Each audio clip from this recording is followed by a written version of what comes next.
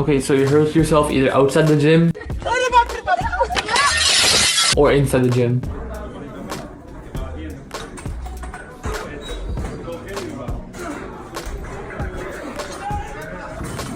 Okay, so I've had 2 injuries that have stopped me from going to the gym, and I've learned some tips from those times, from those injuries, and I'm going to share all the lessons with you today so that you can continue to go to the gym and not upset your momentum and consistency. So I want to help people with mental and physical health reframe so they can achieve their goals, and you want to get back to the gym, so I'm going to share with you this mental reframe to get back in as soon as possible. Okay, so I've had 2 injuries that stopped me from going to the gym. So the first one was my back injury.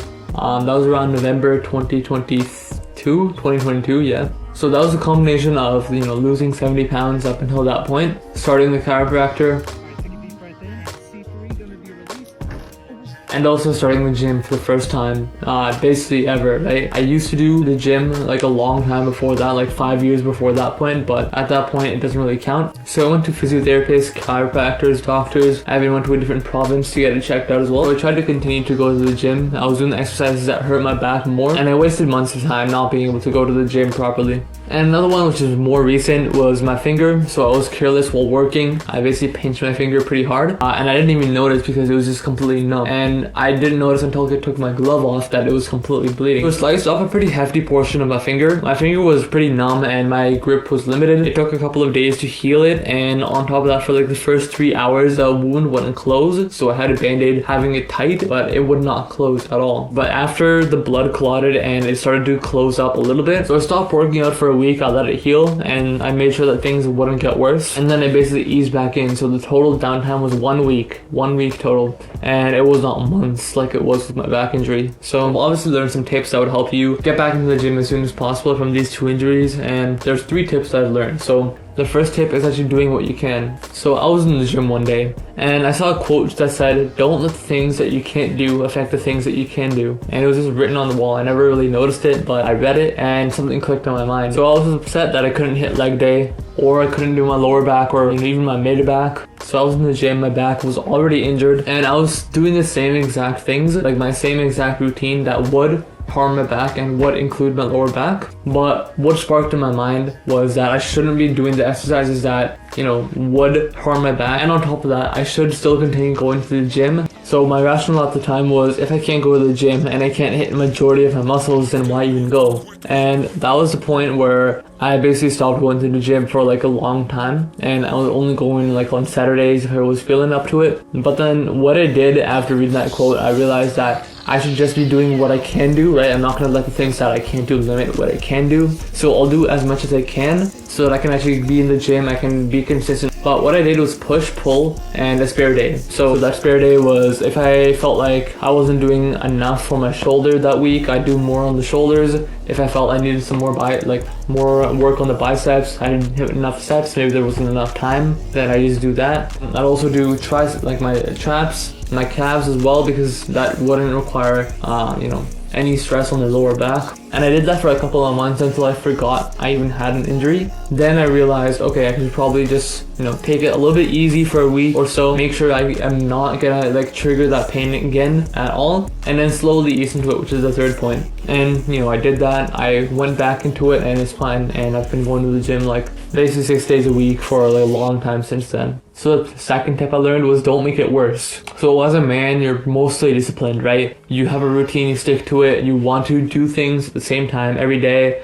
And that's just how most men operate. When school gives you a routine and they force it onto you, it's things that you don't want to do. You end up doing it anyways, and sometimes you get good at it. But when you have a back injury or like a shoulder injury or some sort of injury that completely knocks your routine off, then that becomes very annoying because you're used to that routine, that's your normal. But then that injury means that you can't do what's normal. So that means your whole life is basically abnormal. So at that point, what most people try to do is try to get back into the gym and try to make the routine normal again, right? The problem with that, we try to get back onto a routine as fast as possible, but we end up making things worse because we don't give the injury time to rest or to actually recover. We don't let any of that happen. So with the first injury that I had, I extended that back injury by probably months by doing the exercises that the chiropractor or the physiotherapist told me explicitly to not do, right? And I continued to do those. I was trying to go back into my normal routine as fast as possible. Okay, they said don't do hanging leg raises, right? So I didn't do that for a week, and then I jumped back into the next week, even though my back was still hurting.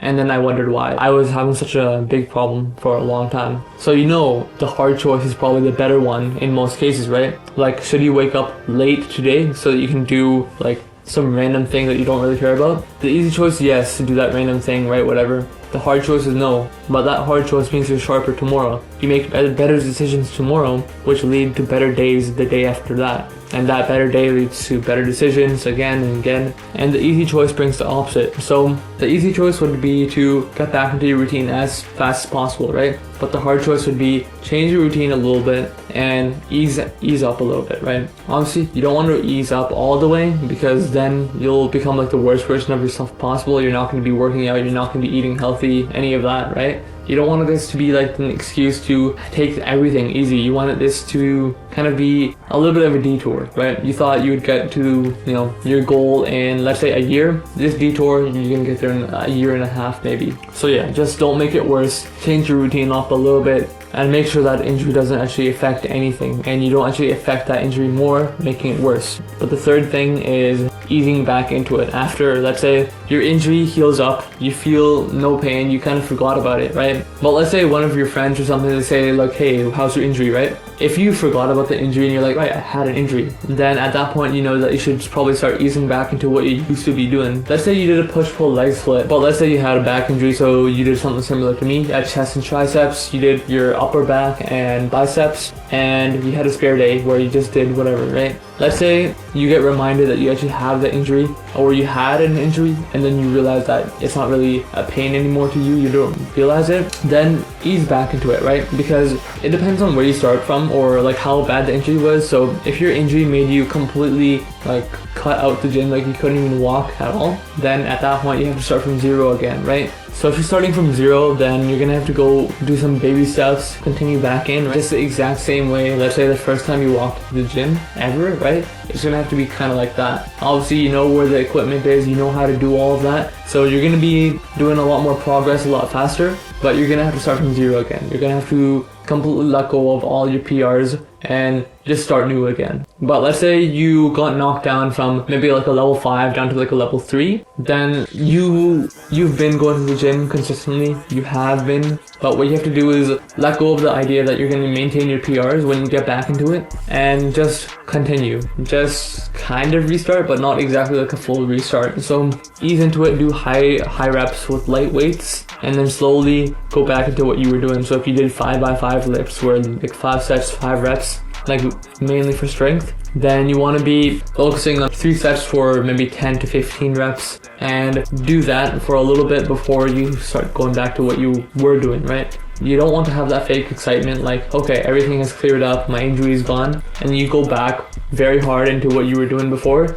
and then your injury comes back all the way and you're back at zero. Like when I sliced my finger, I did baby steps, right? I didn't just go back into the gym after the week off. The first thing I did was yoga, so that was an 1.5-hour class, so I did that. It got the blood flowing pretty well. It's not like I'm lifting anything with my hands, or like my grip strength is like being tested. It gave it a little bit of test. It passed the test run pretty well, so I went back into it. I just went into basically the same routine as I did before, but focusing on mainly form, and obviously I lost a little bit of strength during that week, so I just did a little bit lighter weight and higher reps. And by probably a week or 2, I'll be back in the swing of things and I'll be hitting PRs again. Let's say it didn't last a run and I started bleeding again within the middle of the class, then I would definitely just go back home. I would just like grab a little paper towel and wrap it around. I'll pack my stuff up and I'll just drive back home. No big deal. Maybe it extends the period that this injury actually affects me for like another couple of days or so, but at least I'm not like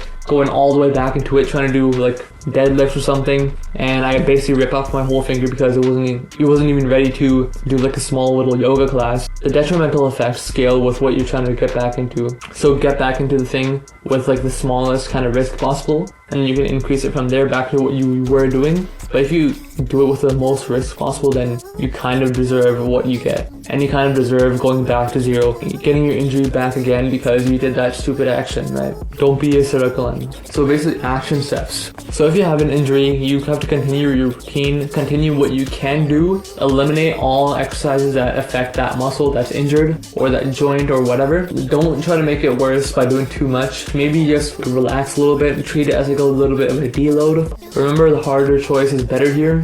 Let's say everything is healed properly, then at that point you can ease back into what you were doing. Let's say if like you weren't healed enough to get back into the gym, then because you ease into it, the risk and the potential downside like of hurting yourself more, it's mitigated, right? You hurt yourself less by easing into it, and you don't start at zero. Maybe you just knock down a couple of days.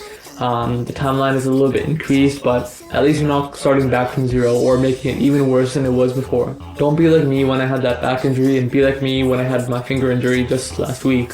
Don't waste months of time that you could have been working out because you didn't actually continue going to the gym, because you made it worse, and because maybe you try to go all the way back into what you were doing before, if it healed at all, right? So if you like this video but you don't have a proper routine yet, then check out my video on morning routines. It'll be somewhere on screen here and in the description. I'll see you in that video, and remember, this is what hard feels like.